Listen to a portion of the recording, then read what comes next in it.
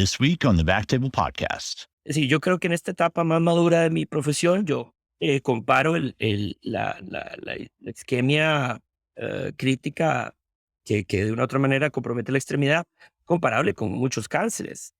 Y de hecho nosotros estamos tratando de evolucionar la nomenclatura, que nosotros creemos que estos pacientes es decir, lo primero que número una cosa que digo hoy es, desde el primer día es, entendamos que usted nunca se va a curar de esto. Y los pacientes no entienden lo que uno les está diciendo, es como no me voy a curar, no, o sea, no se va a curar. Usted y yo vamos a ser amigos toda la vida. Y yo lo voy Ujú. a poner en contacto con un grupo de personas que le van a ayudar. Y la idea es que usted esté en remisión. Sí, porque en este momento usted viene con una gangrena, tiene una infección, tiene las glicemias en 400. Empezamos a balancear todo eso y logramos llevarlo a un punto donde usted está en remisión.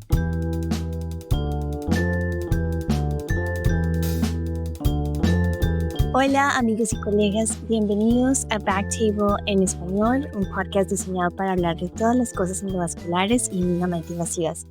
Continuamos estando muy emocionados y agradecidos de poder compartir con ustedes una conversación específicamente dirigida a la comunidad iberoamericana con el ánimo de promover conocimiento que afectan tanto al paciente como al médico.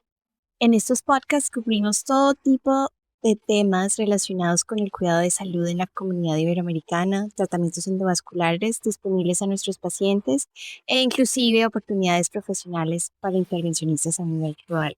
Hoy tengo el gran gusto y placer de hablar con el doctor Miguel Montero Baker, un gran amigo y un excelente cirujano vascular que nos acompaña para hablar de las enfermedades arteriales periféricas en la comunidad latinoamericana. Doctor Miguel Montero Baker, ¿cómo estás? Es un gusto estar aquí, doctora Gina Landines también. Nos conocemos de hace muchísimos años y hemos compartido muchísimas experiencias de la vida. Pero hoy estamos acá para hablar de asuntos muy serios y que creo que le pueden ayudar a muchísima gente alrededor del mundo, en especial a la comunidad latinoamericana. Y te quiero enviar un fuerte abrazo por invitarme. Es un honor y es un placer. Y vaya, a entrarle de lleno a este Backtable en español que tenemos hoy. Sí, gracias. Para nosotros también es un placer tenerte en el podcast. Hablando del doctor Miguel Montero Baker, eh, él es un profesor asociado de la División de Cirugía Vascular y Terapia Endovascular en la Escuela de Medicina de Baylor en Houston, Texas, y se especializa en prevención de amputación del pie diabético y salvamento de extremidades. Él se graduó con honores tanto de la Escuela de Medicina como de su residencia en cirugía vascular en la Universidad de Costa Rica. Después de su residencia, recibió una beca en el Servicio Alemán de Intercambio Académico para continuar su interés en las terapias de preservación de extremidades en Leipzig, Alemania. Ahí completó una subespecialidad en ultrasonido vascular periférico y una subespecialidad en intervenciones endovasculares periféricas. Después de esto, completó una residencia en cirugía vascular integrada en la Universidad de Arizona y luego se unió a la facultad como profesor asistente. Pasaron varios años en Arizona y después decidió unirse a la facultad de Baylor en Houston, Texas. En este momento, su práctica es 80% endovascular y sus intereses clínicos están dirigidos a la isquemia crítica de las extremidades y de la prevención de amputaciones mayores. Además de eso, él es un gran proponente de educación, especialmente en la comunidad latinoamericana, y también es socio fundador de Endolat, una comunidad virtual y educacional de la que hablaremos durante el podcast de hoy. Doctor Montero Baker, bienvenido de nuevo. Es de nuevo un placer, un gusto tenerte con nosotros en el podcast. Gracias, Gina. Para mí es, de nuevo, como lo dije anteriormente, un honor, un gusto.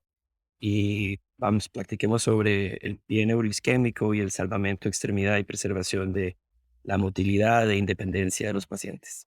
Una cosa que no mencioné anteriormente fue el hecho de que comenzaste una de las primeras prácticas y clínicas de preservación de extremidades en Latinoamérica durante tu tiempo en Costa Rica. ¿Por qué no nos cuentas un poco de tu experiencia en Latinoamérica, comenzando esta clínica, específicamente de la experiencia con tus pacientes en Centroamérica, de lo que viste y de todo lo que catapultó y solidificó tu interés en el salvamento de extremidades? Sí, como lo dijiste al inicio, y por cierto, muchas gracias por esa introducción tan bonita. Yo nací, vaya, mi mamá es americana, mi papá es tico, Costa Rica, y crecí en Costa Rica y hice mi primera experiencia quirúrgica en cirugía vascular allá, en un hospital que es de los hospitales más viejos que tenemos en el país. Y una de las cosas pues, que me llamó la atención era la cantidad de amputaciones que hacíamos.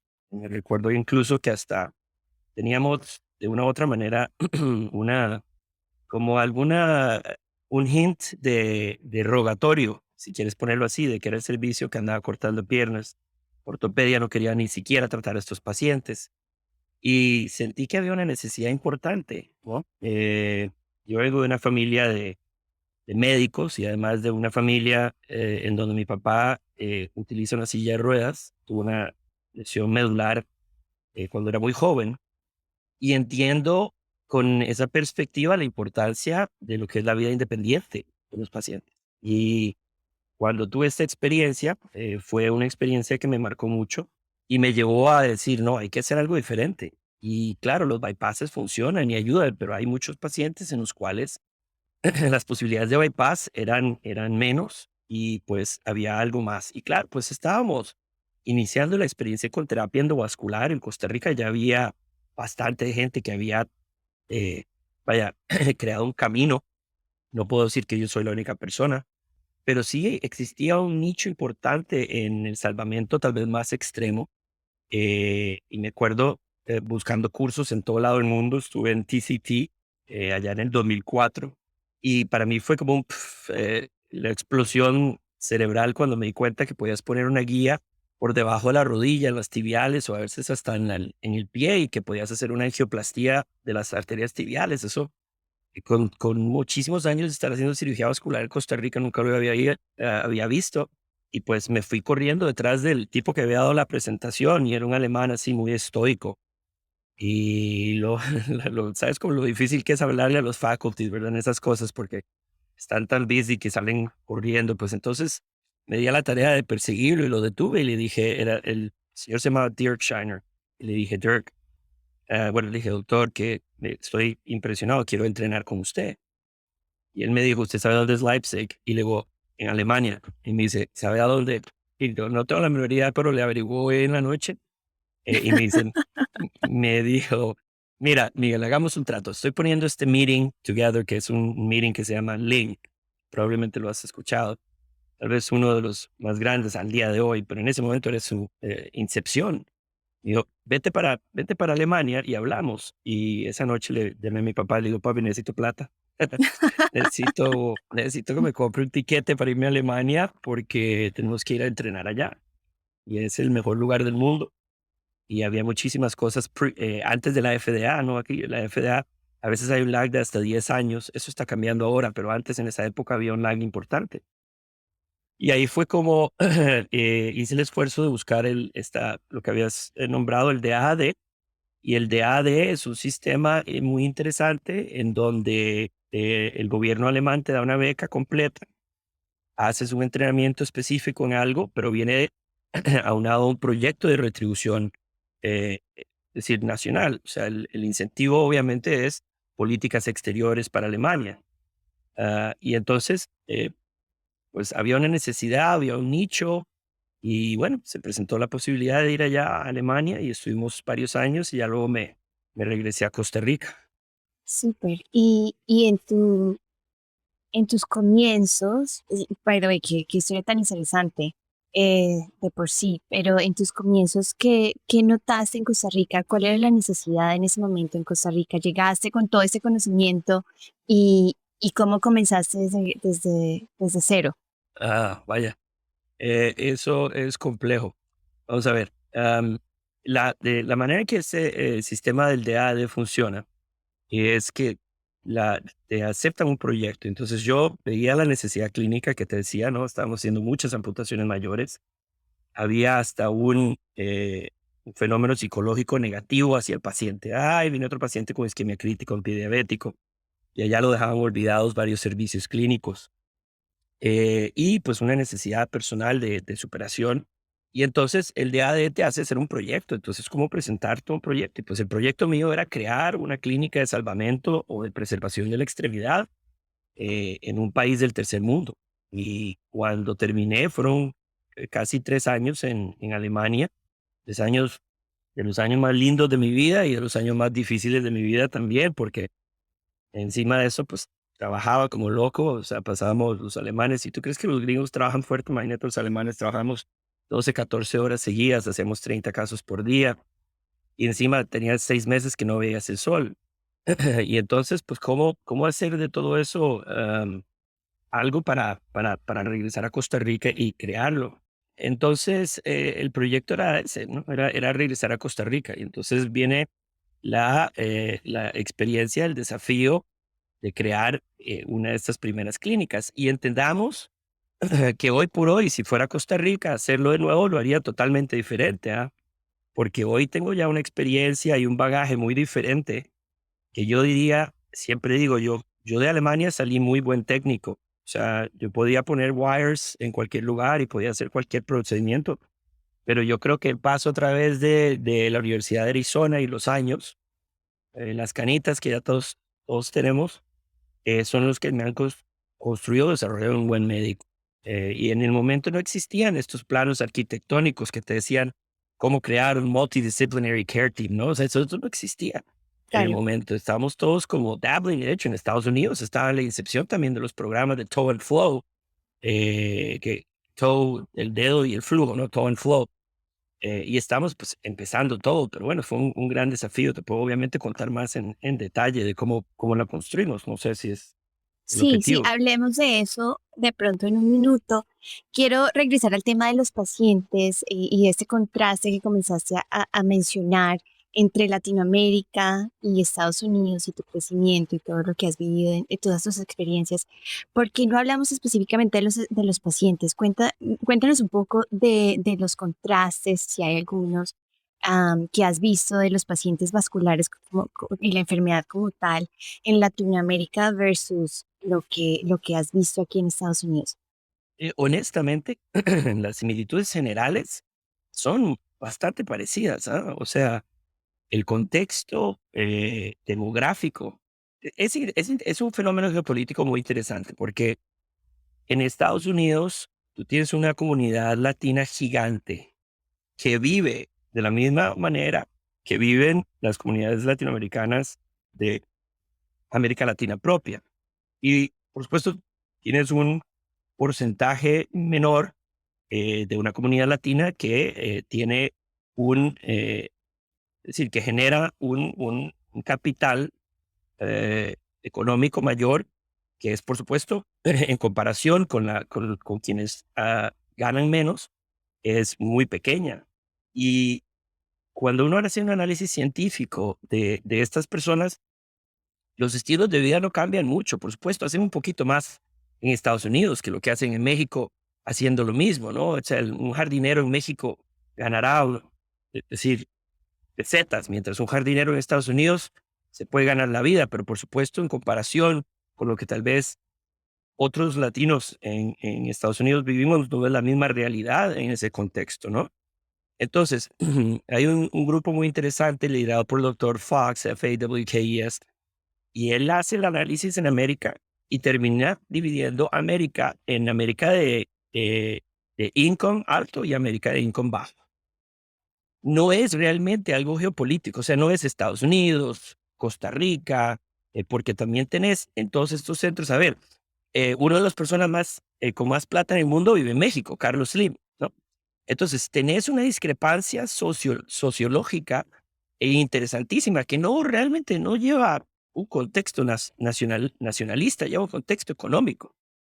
Y el asunto es que estas personas que tienen lamentablemente estas condiciones de income de una u otra manera limitado, pues han adoptado una estilos de vida que han generado muchos cambios y cambios de tipo negativos, ¿verdad? Estamos hablando de factores como, por ejemplo, la dieta, estamos hablando de factores como la exposición a azúcares simples, a manera de ser el elemento que les lleva adelante en el día. O sea, eso es un problema es un vicio importante que ha generado cambios en el estilo de vida, que ha generado obesidad, que ha generado impacto en la resistencia a la insulina, hiperglicemias, y que eso de una u otra manera ha cambiado la patología que vemos. Es decir, la hiperglicemia, la diabetes mellitus, la enfermedad renal crónica, conlleva una topografía totalmente diferente al tabaquismo, ¿no? O sea, ya los pacientes de la Segunda Guerra Mundial, que por allá al inicio en Alemania y al inicio de mi experiencia en Arizona, porque trabajé en el hospital de veteranos, todavía veía yo esas aortas completamente ocluidas y calcificadas, que no digo que no existen, pero no veía yo la cantidad de pacientes que veo hoy que tienen enfermedad de vasos tibiales y enfermedad por debajo del tobillo. De manera que el problema es, a grandes rasgos generales, el problema geopolítico es el mismo. Es la pobreza, es la falta de educación, el acceso a una dieta muy pobre y es decir, un bienestar físico que está limitado por la necesidad del trabajo que conlleva a obesidad y a todos los problemas de deterioro final. Ahora, ¿a dónde viene la diferencia? Si me decís específicamente, bueno, en la parte microscópica, ¿qué impacto tiene cada país? Bueno, pues ahí sí hay un impacto que yo puedo, de una manera tal vez más tangible, decir el acceso a la salud. Ahí sí cambia. Es decir, no es lo mismo estar en Estados Unidos y lo que es el acceso a la salud que estar en Tuxtla Gutiérrez, en México, en el sur, en una zona muy pobre de México, y el acceso a la salud que esos pacientes tienen. Pero el contexto es el mismo, ¿no? O sea, es el mismo subgrupo de pacientes que están en un segmento económico limitado, que llevan todas estas cosas. Es un tsunami de problemas, pero ahora sí, ¿qué es lo que trae la diferencia geopolítica? Acceso a la salud de una u otra manera. Y eso es lo que veo. Además, que en Estados Unidos, y yo sé que a mucha gente le chima, como dicen en mi país, de mala manera, pero es que en Estados Unidos es prohibido morirse. ¿Ah? Es decir, una de las cosas que yo recuerdo muy bien de Costa Rica, que trabajábamos con los nefrólogos muy cerca. Nosotros hacíamos unas cosas que yo hacía allá también eran los trasplantes de riñón. Y nosotros, como parte del servicio de trasplantología renal, teníamos muy claro los pacientes que se les podía dar sustitución renal. Entonces, una de las historias que para mí fue de las que más me recuerdo que me impactó es que para mí yo traía este concepto de Costa Rica que, por ejemplo, una persona mayor de 65 años que tenía múltiples comorbilidades y que tal vez era un paciente que no tenía un pronóstico muy positivo, es un paciente que ni siquiera puede tener hemodiálisis. Ahora, Costa Rica es un país de seguro social, ¿no? En donde hay que además es muy bueno, ¿verdad? Que contrastado lo copiamos de los chilenos que lo han hecho muy bien y además también de los canadienses que lo han hecho bien, yo creo. Pero se limita la sustitución renal por hemodiálisis a los pacientes que de repente tienen la posibilidad de llegar a un trasplante. En Estados Unidos es imposible morirse. Ahora, no es que no se les ofrecía nada. A ver, se le podía hacer una diálisis peritoneal y el paciente se podía ir a la casa. No es que no tenía opción. Pero no se ofrecían terapias de sustitución de hemodiálisis a todos los pacientes de izquierda a derecha. Me recuerdo que una de las primeras guardias que yo tuve en Tucson, en Arizona, había un paciente que tenía 90 años, que tenía una demencia senil profunda, y la consulta era porque la fístula estaba trombosada y no le podían hacer hemodiálisis. Y para mí eso fue un momento histórico, porque yo dije, ¿cómo es posible que yo le voy a hacer una trombectomía o un procedimiento a un paciente de 90 años con una sobrevida limitada, con una fístula, en un estado donde lo único que estoy haciendo es conservando el cadáver en oxigenación de una u otra manera? Perdón por lo radical del pensamiento, pero es que es difícil pensar que hay un fin médico o que hay compasión en esa decisión. Y ahí es a donde empiezan los primeros pasos míos de entender las complejidades del sistema norteamericano, en donde la medicina conlleva un negocio impresionante y que lamentablemente afecta las decisiones clínicas de izquierda a derecha que tomamos todos los días. Y eso obviamente hace que haya una divergencia. Entonces, los grupos son los mismos. Los problemas locales muy diferentes en cada país. Yo creo que los sistemas de salud son muy diferentes. Muy interesante la diferencia que mencionaste a nivel de cronológico de los pacientes que veías en el hospital de veteranos, que su dolencia y su patología era relacionada al, al problema vascular después de fumar por muchísimos años versus lo que estamos viendo ahora, estos estilos de vida, qué tanta azúcar está en nuestra dieta, la obesidad, que son problemas que definitivamente no solo están afectando a Estados Unidos, pero a Latinoamérica en general, y más vemos esta incepción de patología que es pues limitante para los pacientes, pero que sí, como tú dijiste, al final de cuentas tiene una asociación socioeconómica gigantesca. Teniendo en cuenta todos estos factores y todas estas diferencias y similitudes, eh, quisiera que, y tu experiencia montando la clínica, quisiera que nos dieras como un overview, una descripción de cómo comenzar si alguien estuviera interesado en preservar, en montar una clínica de preservación de extremidades en Latinoamérica. ¿Cuáles crees que son las limitaciones, los desafíos? ¿Qué es lo que tenemos que construir? ¿Por qué no nos hables un poquito de tu experiencia y de lo que has visto en base a lo que has vivido aquí en Estados Unidos? Sí, de nuevo, yo creo que te cuento las dos experiencias de una u otra manera, las trato de resumir porque una es qué es lo que vos hiciste cuando volviste a Alemania y cómo lo hiciste. Y lo otro es qué es lo que vos hicieras. Si hoy tuvieses la capacidad, con este contexto ya un poco más maduro de las necesidades de estos pacientes y del sistema de salud. Pero vaya, en el momento el desafío principal era, como mencionamos antes, no tener una idea clara de cuáles son las necesidades de los pacientes, ¿no? O sea, si hoy en día una persona quiere hacer un programa de trasplante cardíaco, está bastante claro los pasos a seguir, sobre todo tal vez acá en Estados Unidos, porque es una cosa que le llaman centros de excelencia. Está muy claro cuáles son las personas, cuáles son los jugadores, quiénes tienen que estar ahí, cuáles son los elementos. Y de ahí viene la capacidad de tener una retribución económica de las aseguradoras. Pero en el momento en que yo volví a Costa Rica, no estaba claro eso, ni siquiera está claro hoy. Perdón, no estaba claro en Estados Unidos antes y no está claro hoy. Ujú, Tenemos un poquito más claro el panorama, pero no estaba. Entonces, el sistema, a ver, el problema número uno es que yo personalmente no sabía cómo construir un equipo, ni qué tipo de equipo necesitaba. Dos, te lo dije anterior, venía con una capacidad técnica muy alta, pero no necesariamente con un entendimiento holístico.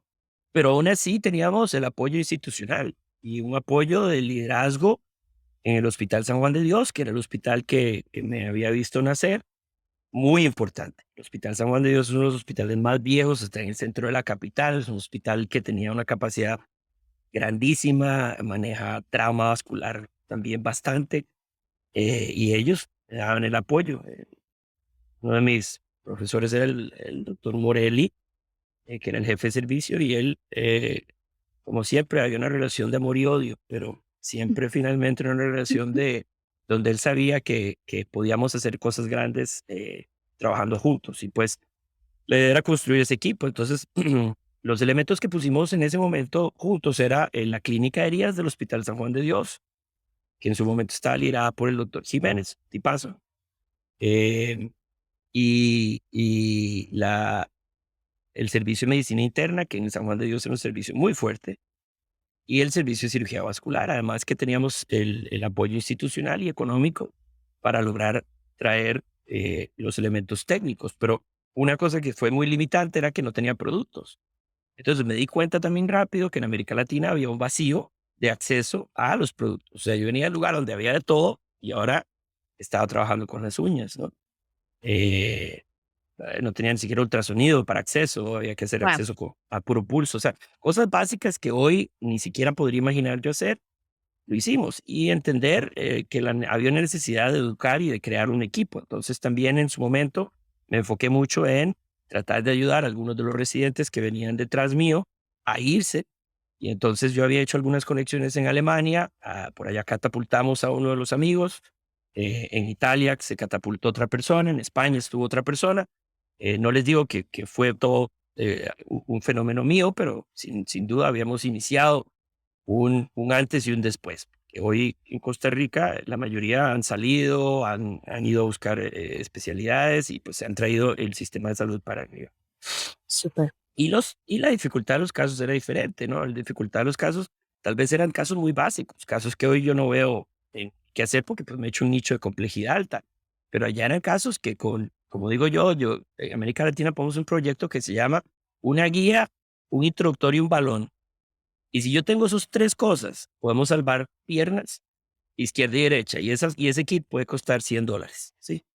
Pero en su momento ni siquiera teníamos las guías, ni los valores, ni los Claro, me instructores imagino. que necesitábamos. Había que empezar de cero. Entonces, comenzaste, suena como que el equipo es esencial, tener el equipo es esencial. Tener los instrumentos es favorable, pero se podría trabajar con lo que se tiene. Nómbrame otra vez esos tres, la guía El introductor, una guía y un balón. y un balón. Esa es una Con, buena fórmula. Esa es una fórmula fantástica para muchos pacientes. Súper. Y esa fue tu experiencia en Costa Rica, el equipo y esos tres equipos vitales, el equipo de personas, ¿no?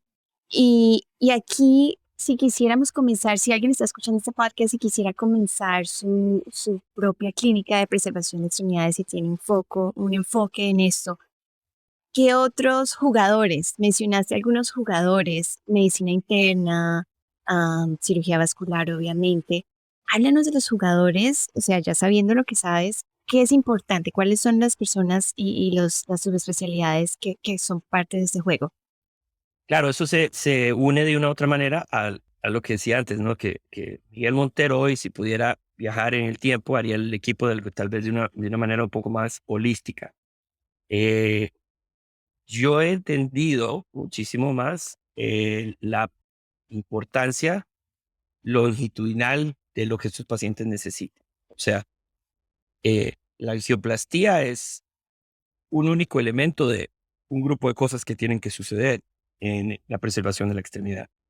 Entonces, de nuevo, con el pasar de los años, además he entendido las limitaciones de la terapia endovascular, que de una u otra manera la cirugía abierta todavía sigue siendo sensacional. Entonces, de una u otra manera, yo creo que yo me volqué como un 99.9% endo en algún momento de mi vida.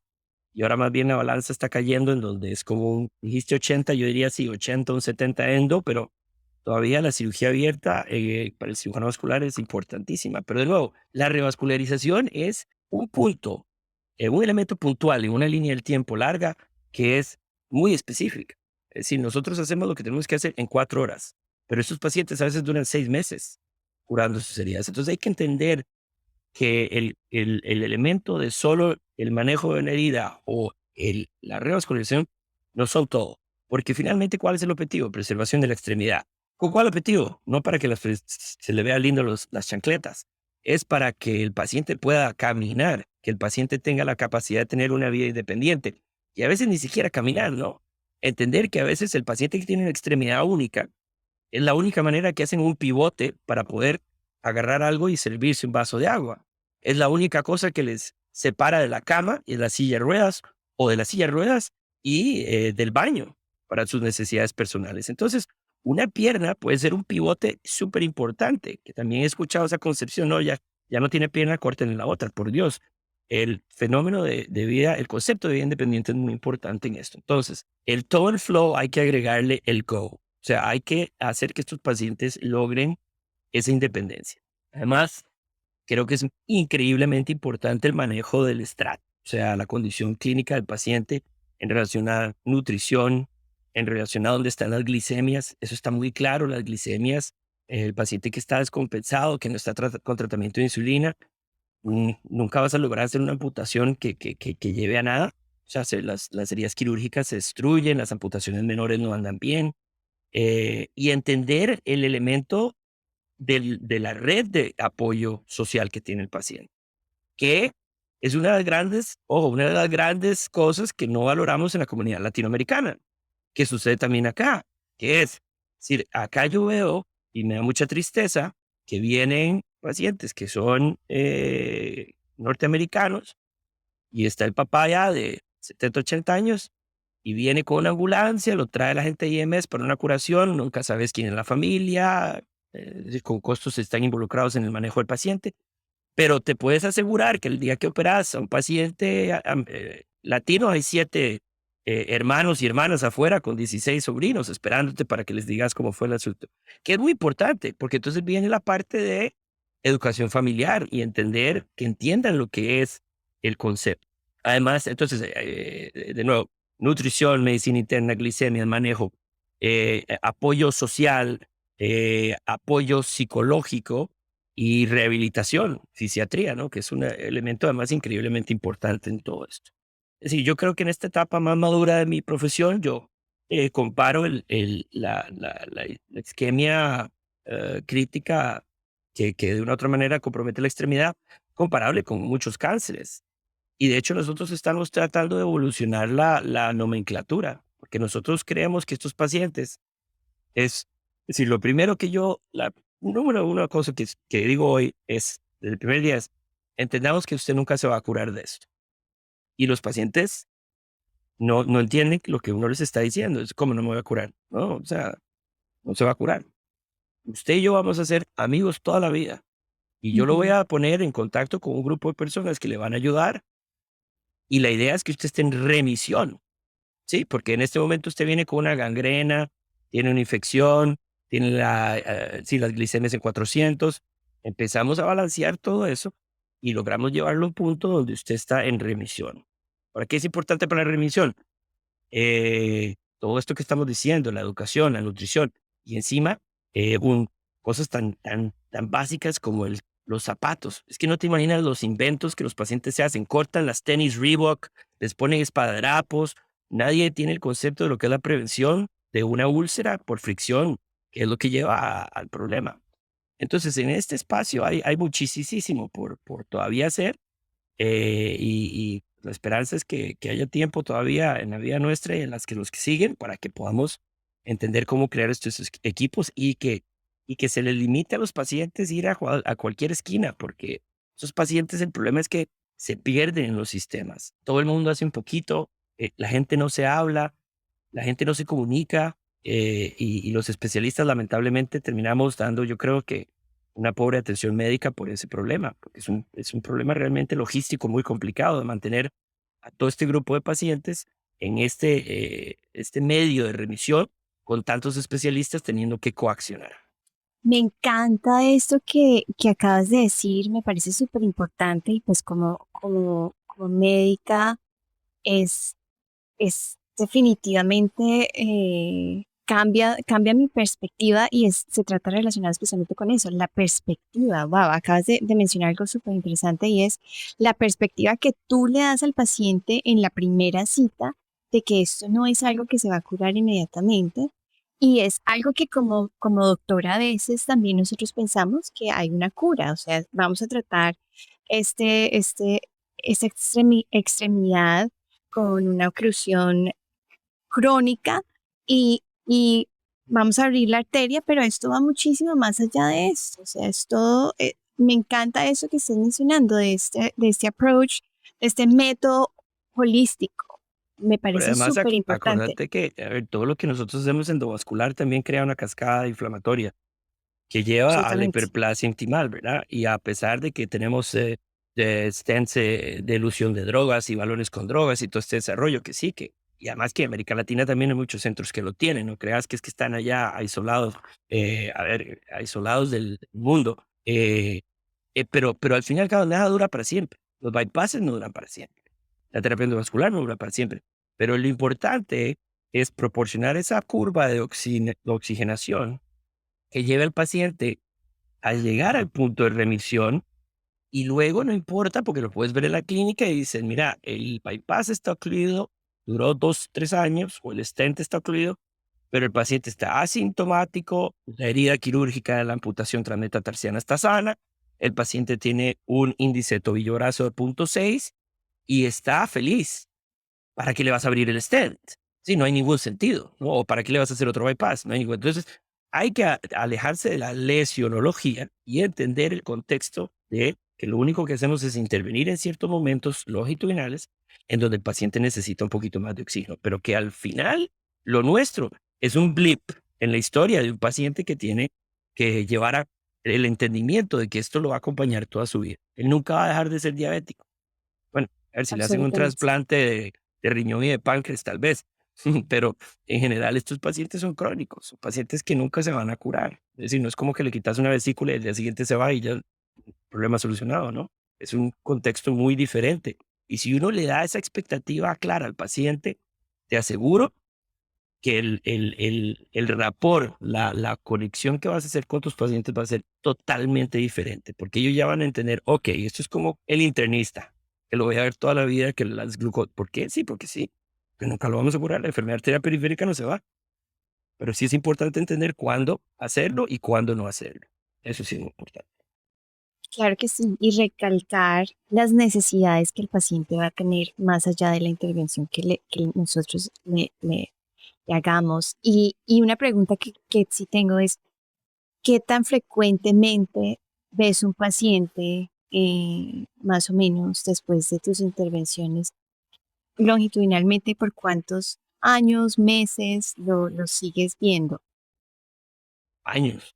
O sea, los cirujanos vasculares, eh, a ver, cirujanos vasculares, porque soy cirujano vascular, pero hay radiólogos intervencionistas y cardiólogos que también tienen clínicas de preservación de extremidad y yo nunca dejo al paciente ir realmente. O sea, yo llego al punto de la remisión y es a donde, de hecho, me gusta la idea, ahora que tengo un cambio profesional que se viene en mi vida. Una de las cosas es crear la clínica de remisión. Y es una clínica donde tal vez una vez al año o 2 veces al año se les hace un índice de dedo brazo o de tobillo brazo, se les revisa la condición biométrica del pie, se ha deformado o no se ha deformado, hay generación de callos, no hay generación de callos, tiene un calzado correcto, no tiene un calzado correcto. Estos elementos que hacen que el paciente minimice la re. Y es una de las cosas muy importantes. Entonces yo, el paciente, si puedo, eh, y el sistema me lo permite y las aseguradoras me lo permiten, yo voy a mantener ese paciente en un programa longitudinal, anual, donde lo que hacemos es revisar estas pequeñas variables. Ya si vas, como dicen en los carros, vas en cruise control, pero es importante siempre revisar estos detalles, enfatizar en la parte educativa.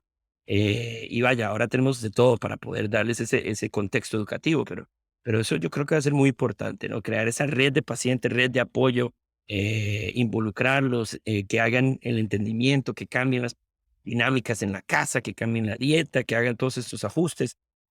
Y finalmente yo creo que eso es lo que va a ser la aguja, va a cambiar la aguja de dirección, que el día de hoy no lo hacemos tan bien, pero tengo la esperanza, de que conforme pasen los años, vayamos tratando de hacer esto mejor y mejor. Claro, excelente, excelente. Y definitivamente es una pequeña muestra de lo que puede ser el futuro y de cómo somos partes críticas de este algoritmo.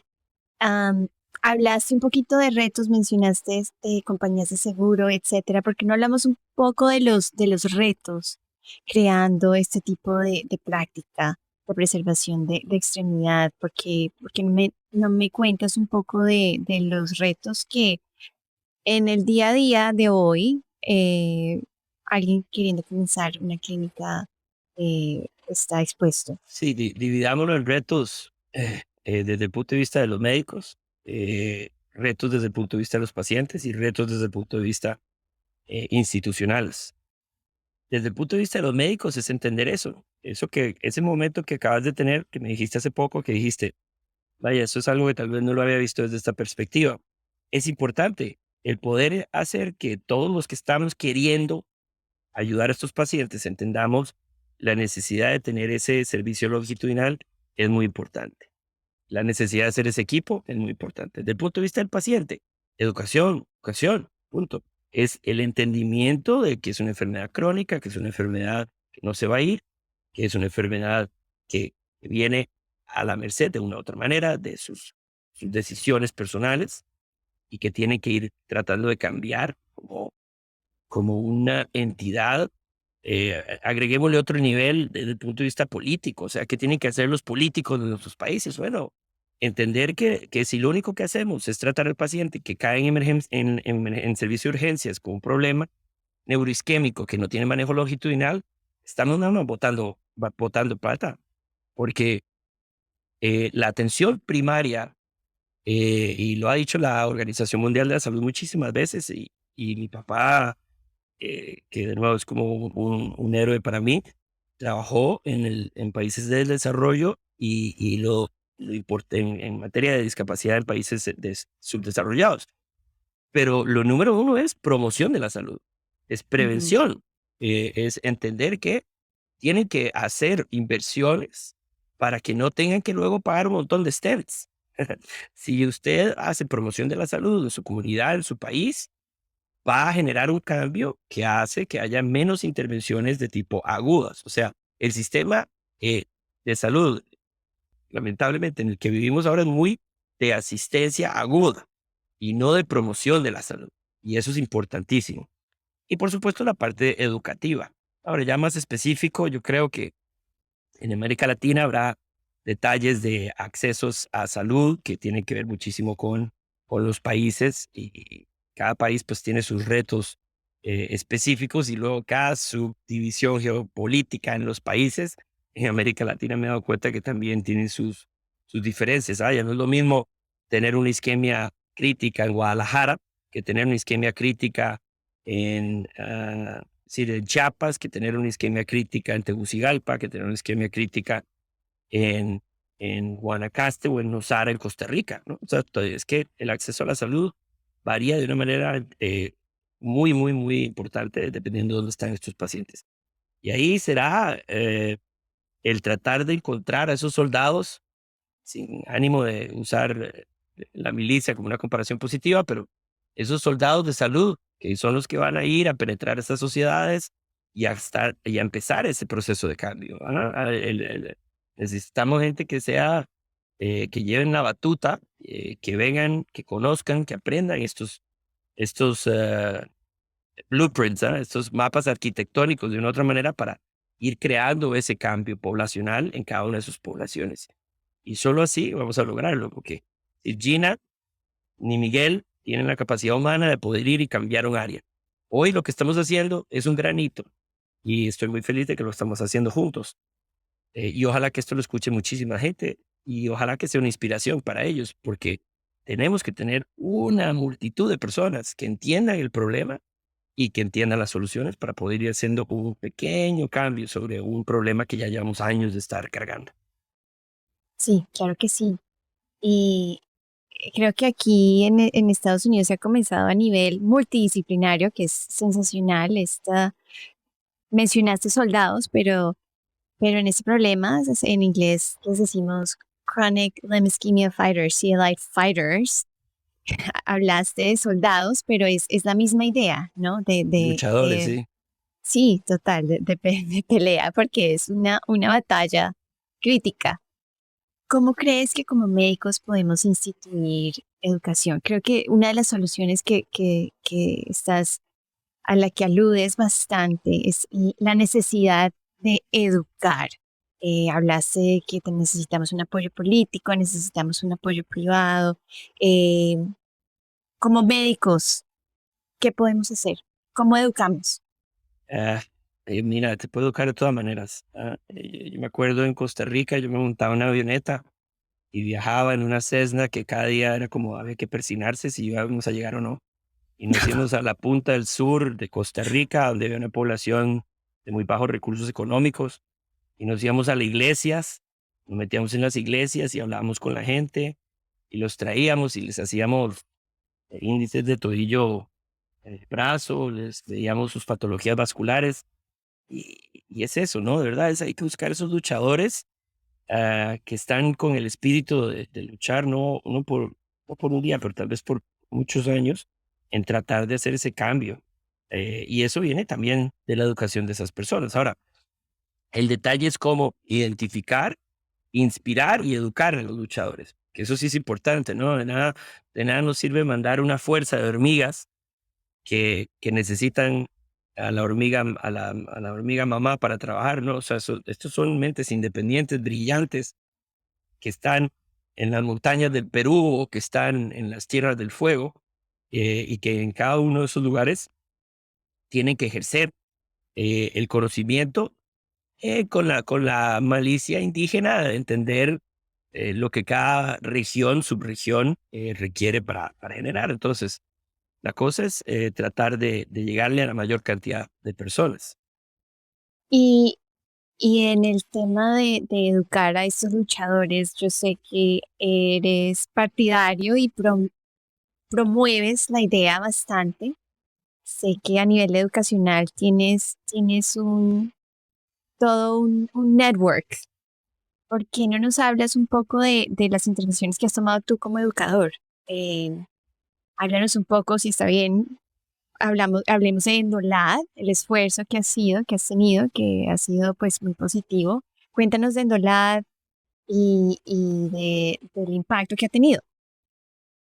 Sí, el Dolate es una larga historia llena de momentos agridulces, como todo en la vida, eh, pero fue un proyecto que nace como la cuna y, a ver, como la cuna de la necesidad de esa difusión y esa expansión, de esa identificación de las personas, y no necesariamente solo operadores, ¿verdad? Enfermeras, médicos generales, internistas, porque, es decir, por ejemplo, los podiatras que tenemos en Estados Unidos, que son gente que trabaja muy de cerca con nosotros, no existe en América Latina. O sea, en algunas regiones hay podólogos, pero la mayoría terminan siendo los ortopedistas, que de una u otra manera no les encanta esta patología.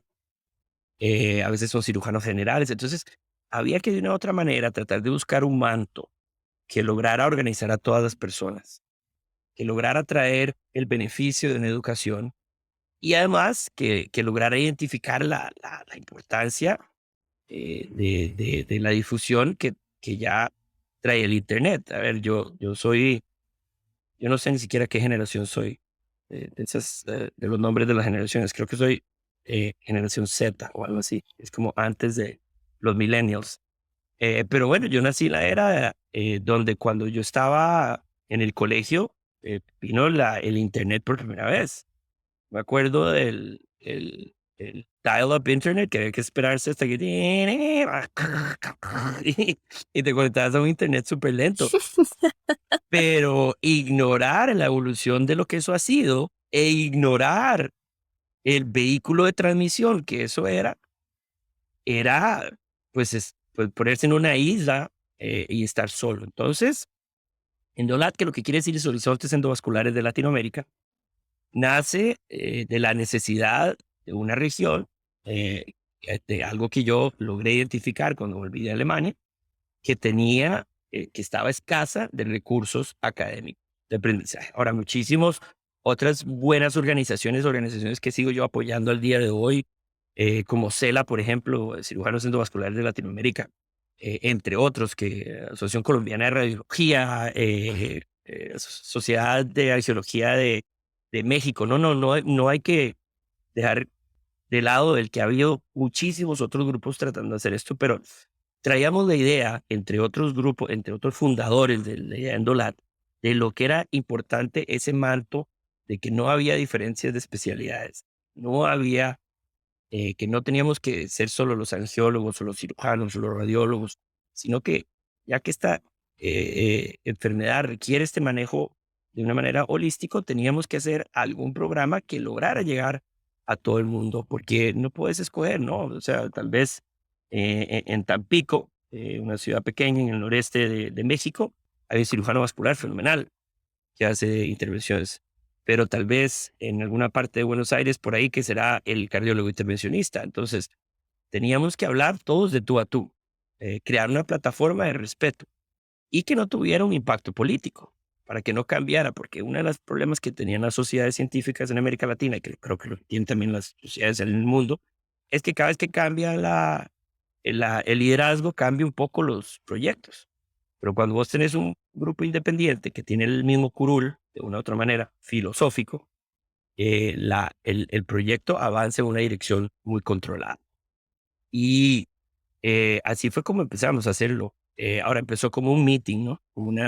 Trabajamos con sociedades profesionales y luego empezamos a crear nuestros propios elementos de tipo digital. Nos dimos cuenta que podíamos desarrollar educación.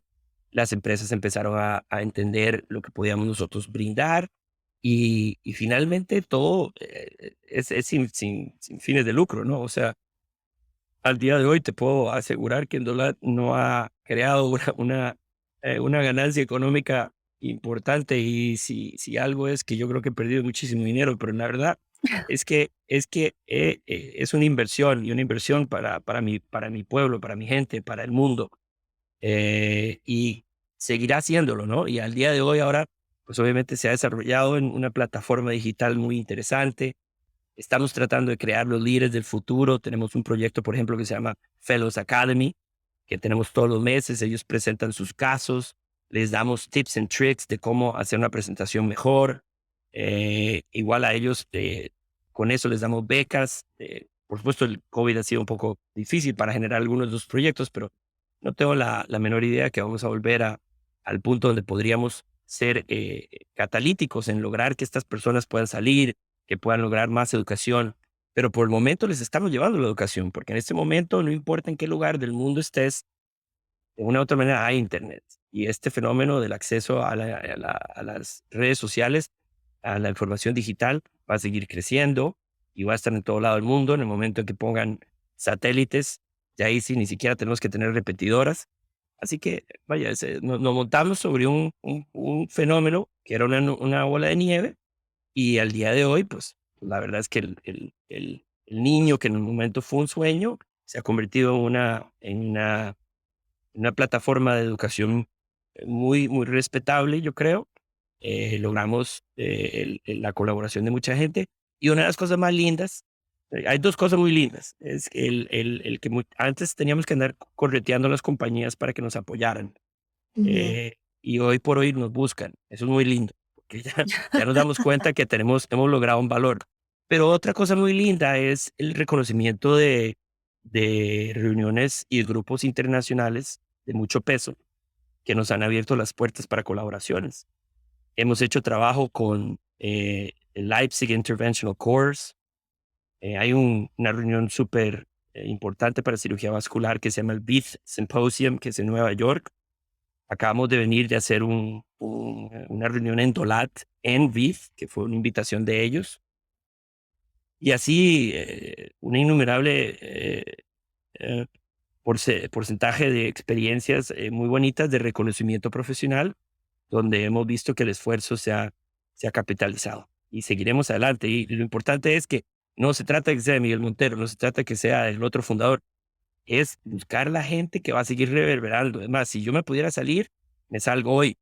En este momento estoy todavía muy involucrado, pero yo quisiera que hubiesen ya una camada de un montón de otra gente nueva que se metiera y le diera fuerza, porque la idea es propagar y seguir haciendo este fenómeno de inspiración, de educación y de difusión para poder llegar a ese punto donde, a ese sueño que teníamos nosotros cuando empezamos esto hace muchos años.